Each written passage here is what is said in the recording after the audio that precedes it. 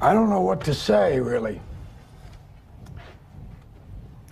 3 minutes to the biggest battle of our professional lives. All comes down to today.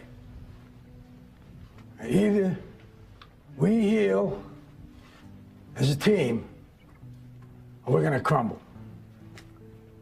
Inch by inch, play by play, till we're finished.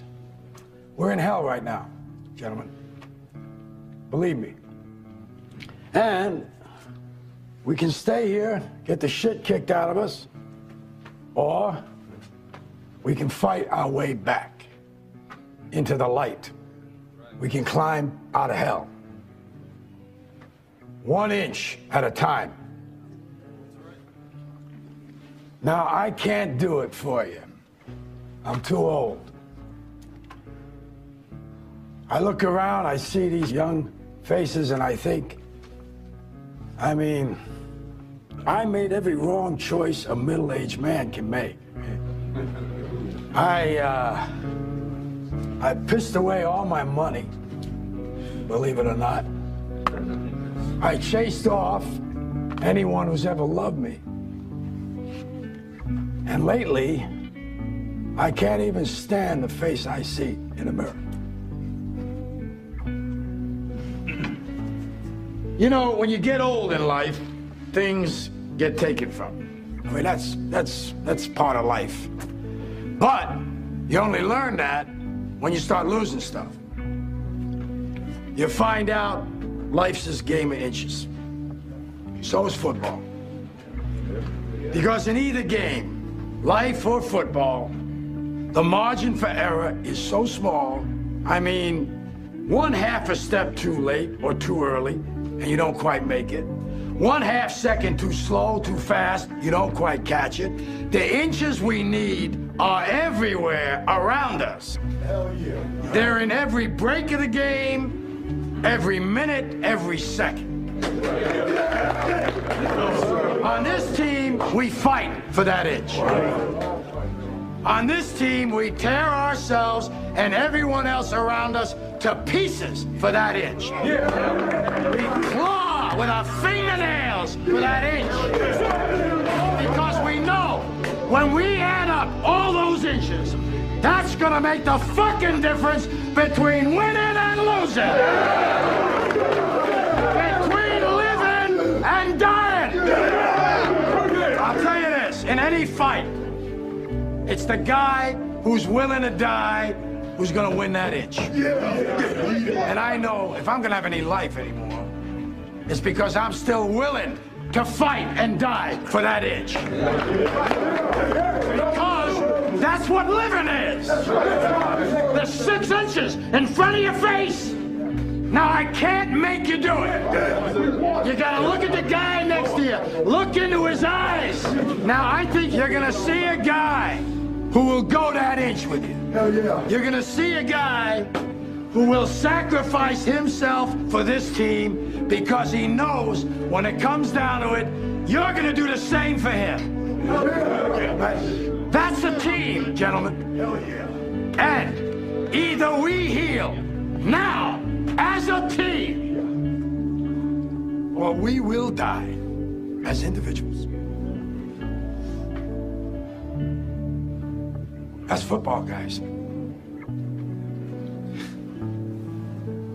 That's all it is. Now, what are you gonna do?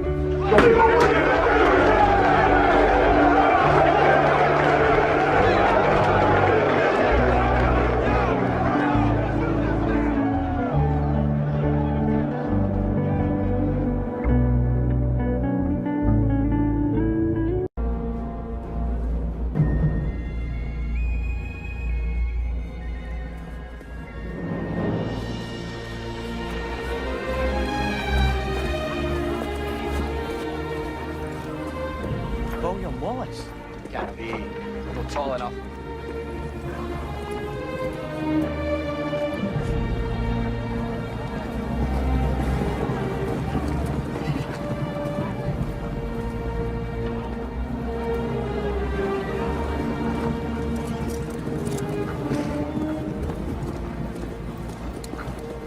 Mighty says this must be a fashionable fight. It's drawn the finest people. Where is thy salute? For presenting yourselves on this battlefield. I give you thanks. This is our army. To join it, you give homage. I give homage to Scotland. And if this is your army, why does it go? We didn't come here to fight for them. Oh! The English are too many.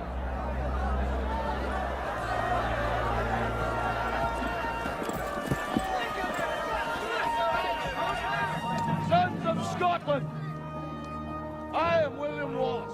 William Wallace is 7 feet tall. Yes, I've heard. Kills men by the hundred. And if he were here, he'd consume the English with fireballs from his eyes and bolts of lightning from his arse. I am William Wallace.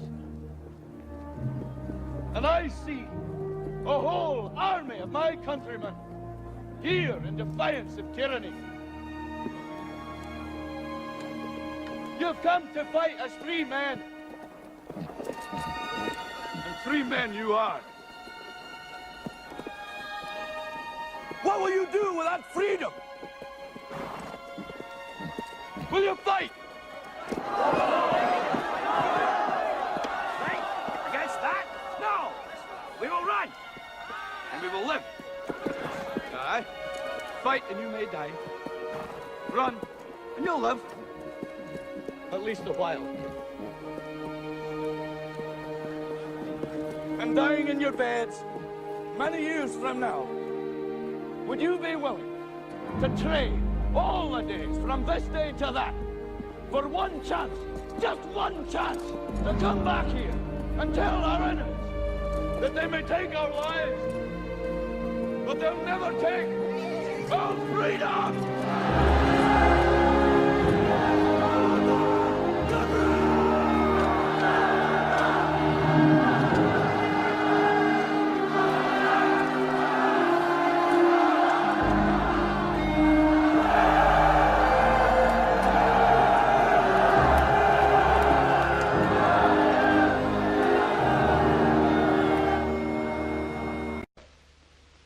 The dictator of Tomania, the conqueror of Austerlitz, the future emperor of the world.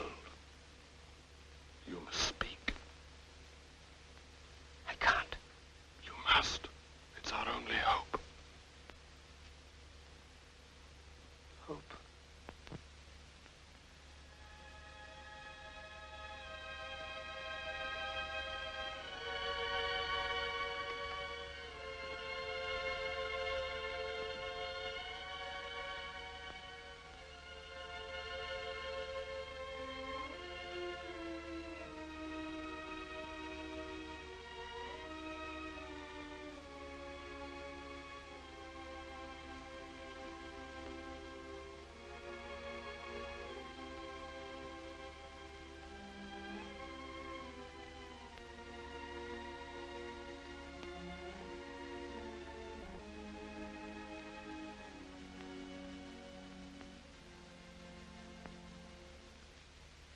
I'm sorry, but I don't want to be an emperor.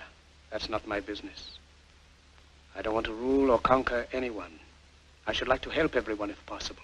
Jew, Gentile, black man, white. We all want to help one another. Human beings are like that. We want to live by each other's happiness, not by each other's misery. We don't want to hate and despise one another. In this world, there's room for everyone, and the good earth is rich and can provide for everyone. The way of life can be free and beautiful, but we have lost the way. Greed has poisoned men's souls, has barricaded the world with hate, has goose-stepped us into misery and bloodshed. We have developed speed, but we have shut ourselves in. Machinery that gives abundance has left us in want. Our knowledge has made us cynical, our cleverness hard and unkind. We think too much and feel too little. More than machinery, we need humanity. More than cleverness, we need kindness and gentleness. Without these qualities, life will be violent, and all will be lost. The aeroplane and the radio have brought us closer together. The very nature of these inventions cries out for the goodness in men, cries out for universal brotherhood, for the unity of us all. Even now, my voice is reaching millions throughout the world. Millions of despairing men, women, and little children. Victims of a system that makes men torture and imprison innocent people. To those who can hear me, I say, do not despair. The misery that is now upon us is but the passing of greed, the bitterness of men who fear the way of human progress. The hate of men will pass, and dictators die, and the power they took from the people will return to the people. And so long as men die, liberty will never perish. Soldiers, don't give yourselves to brutes, men who despise you, enslave you, who regiment your lives, tell you what to do, what to think, and what to feel, who drill you, diet you, treat you like cattle, use you as cannon fodder. Don't give yourselves to these unnatural men with machine minds and machine hearts. You are not machines. You are not cattle. You are men. You have the love of humanity in your hearts. You don't hate. Only the unloved hate. The unloved and the unnatural. Soldiers, don't fight for slavery. Fight for liberty. In the 17th chapter of St. Luke it is written, the kingdom of God is within man, not one man nor a group of men, but in all men, in you. You, the people, have the power to create machines, the power to create happiness. You, the people, have the power to make this life free and beautiful, to make this life a wonderful adventure. Then in the name of democracy, let us use that power. Let us all unite. Let us fight for a new world, a decent world, that will give men a chance to work, that will give youth a future and old age a security. By the promise of these things, brutes have risen to power, but they lie. They do not fulfill that promise. They never will. Dictators free themselves, but they enslave the people. Now let us fight to fulfill that promise. Let us fight to free the world, to do away with national barriers, to do away with greed, with hate and intolerance. Let us fight for a world of reason, a world where science and progress will lead to all men's happiness. Soldiers, in the name of democracy, let us all unite!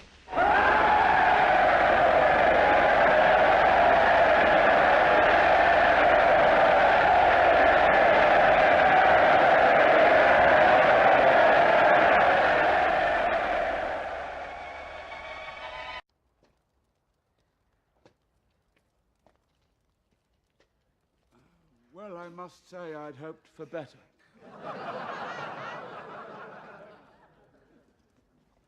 And who might you be, young man? Neville Longbottom.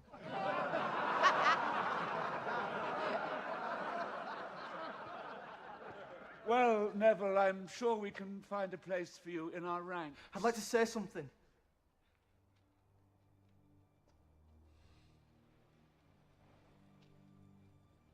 Well, Neville, I'm sure we'd all be fascinated to hear what you have to say.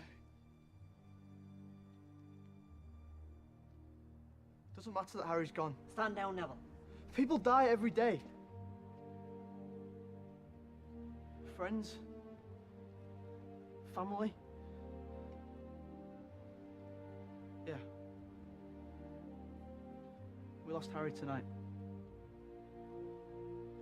He's still with us.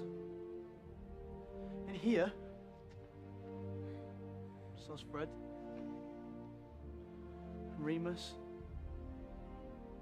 Tonks. All of them. They didn't die in vain.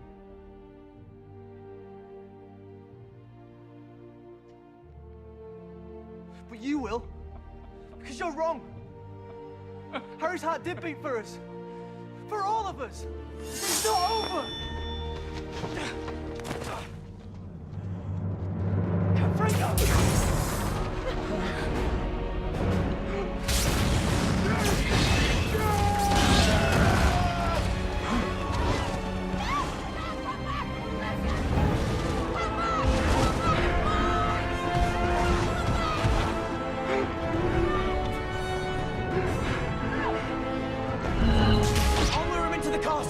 We have to kill the snake.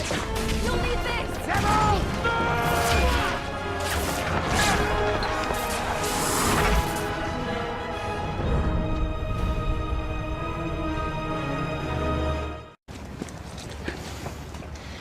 You know, living with you, it hasn't been easy.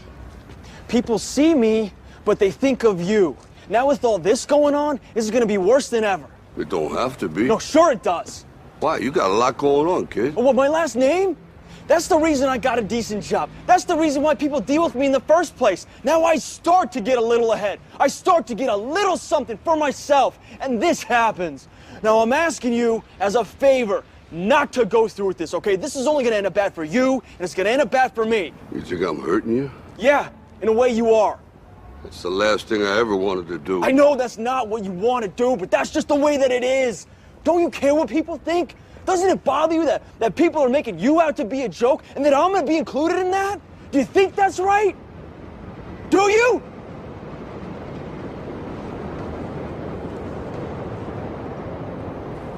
You ain't gonna believe this, but you used to fit right here. I'd hold you up and say to your mother, this kid's gonna be the best kid in the world. This kid's gonna be somebody better than anybody ever knew. And you grew up good and wonderful. It was great just watching you every day. It was like a privilege. Then the time come for you to be your own man and take on the world, and you did. But somewhere along the line, you changed. You stopped being you. You let people stick a finger in your face and tell you you're no good.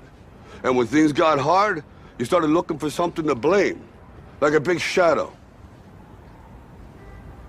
Let me tell you something you already know. The world ain't all sunshine and rainbows.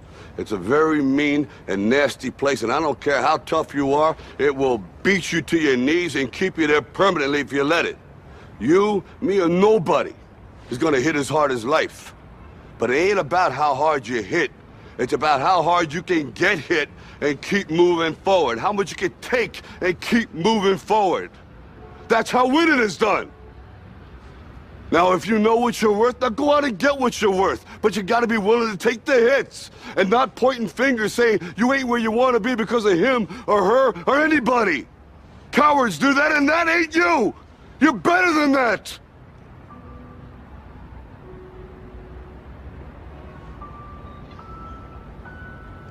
I'm always gonna love you no matter what. No matter what happens. You're my son, you're my blood. You're the best thing in my life. But until you start believing in yourself, you ain't gonna have a life.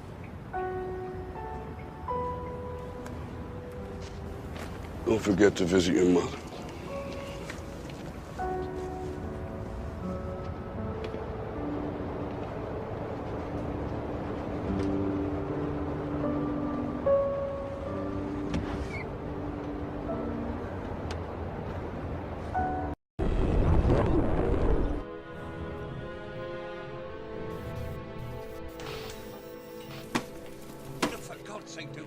Dad, what's wrong with the telly?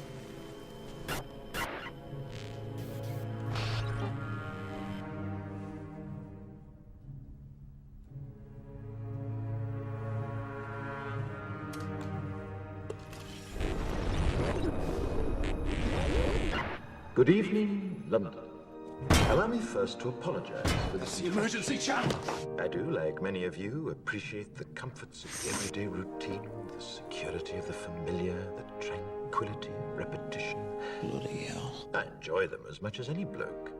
But in the spirit of commemoration, Who's that, Mum? whereby those important events of the past, usually associated with someone's death or the end of some awful bloody struggle, are celebrated with a nice holiday, I thought we could mark this November the 5th, a day that is sadly no longer remembered, by taking some time out of our daily lives to sit down and have a little chat. There are, of course, those who do not want us to speak. Let me think, just let me I think. suspect even now, orders are being shouted into telephones, and men with guns will soon be on their way. It's Chancellor Sutler. Damn it. Why? Because while the truncheon may be used in lieu of conversation, words will always retain their power. Words offer the means to meaning, and for those who will listen, the enunciation of truth. And the truth is, there is something terribly wrong with this country, isn't there? You designed it, sir. You wanted it foolproof. You told me every television in London. Cruelty and injustice, intolerance and oppression. And where once you had the freedom to object, to think and speak as you saw fit, you now have censors and systems of surveillance coercing your conformity and soliciting your submission. We need cameras. How did this happen? Who's to blame? Well, certainly there are those who are more responsible than others, and they will be held accountable. But again, truth be told, if you're looking for the guilty, you need only look into a mirror. I know why you did it. I know you were afraid. Who wouldn't be? War, terror, disease. There were a myriad of problems which conspired to corrupt your reason and rob you of your common sense. Fear got the best of you, and in your panic you turned to the now High Chancellor Adam Sutler. He promised you order, he promised you peace, and all he demanded in return was your silent, obedient consent. Inspector, you're almost through. Last night, I sought to end that silence. Last night, I destroyed the Old Bailey to remind this country of what it has forgotten. More than 400 years ago, a great citizen wished to embed the 5th of November forever in our memory. His hope was to remind the world that fairness, justice, and freedom are more than words. They are perspectives. So if you've seen nothing, if the crimes of this government remain unknown to you, then I would suggest that you allow the 5th of November to pass unmarked. But if you see what I see, if you feel as I feel, and if you would seek as I seek, then I ask you to stand beside me 1 year from tonight, outside the gates of Parliament, and together we shall give them a 5th of November that shall never, ever be forgotten.